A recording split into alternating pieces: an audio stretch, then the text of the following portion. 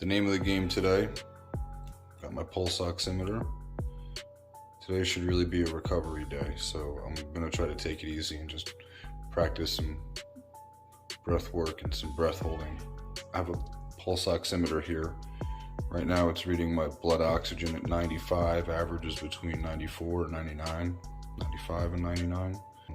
The goal today is going to be to make it basically an easy jog, practice some breath holding techniques, and try to get that under 94% or lower, which would be below normal. Completely safe. I mean, you believe it or not, you've got a lot of room. Anything sub 90% blood oxygen I would consider a huge success.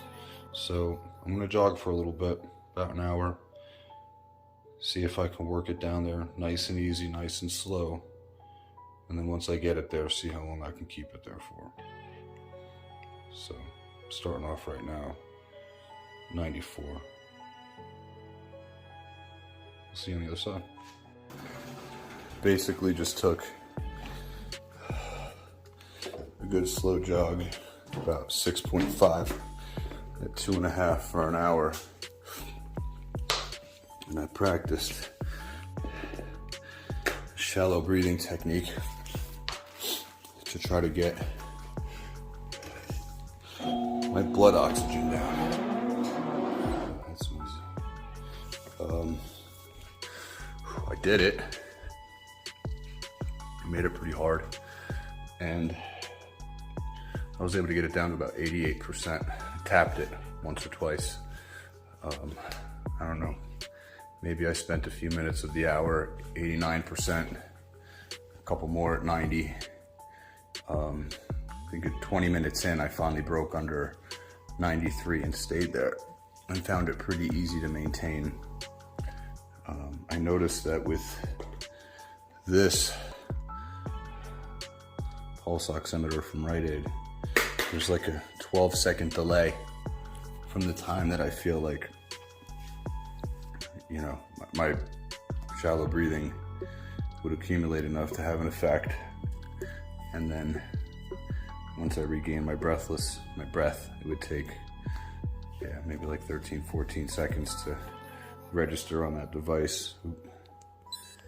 Average heart rate, 154.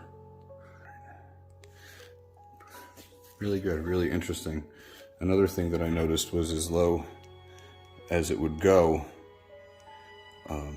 once I breached, say, 92, it was easier each time to get it back under 92 and at 92. And I feel like once I gained some territory, it was easier for me to recapture it after I lost it in terms of the low blood oxygen.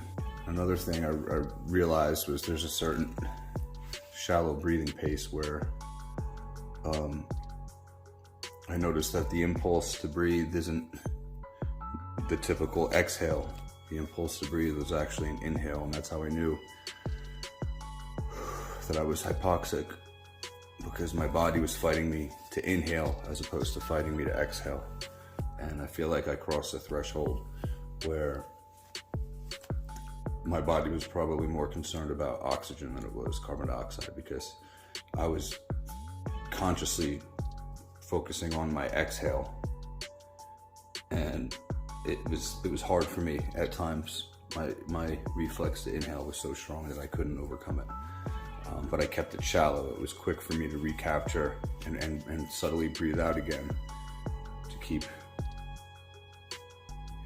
less air coming in. It's definitely a different feeling, a slightly more nuanced feeling, running with breath holding as opposed to running with an elevation mask. I feel like I'm getting along right now with a very empty tank in terms of my lungs. I'm really not requiring much oxygen at all right now. Let me read it. Now we're probably 2 minutes post-workout. Let's see here. Bet you it's high. 97, yeah.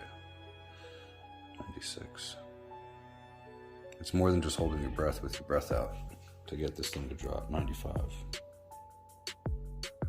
But I'm comfortable here. 94. 93.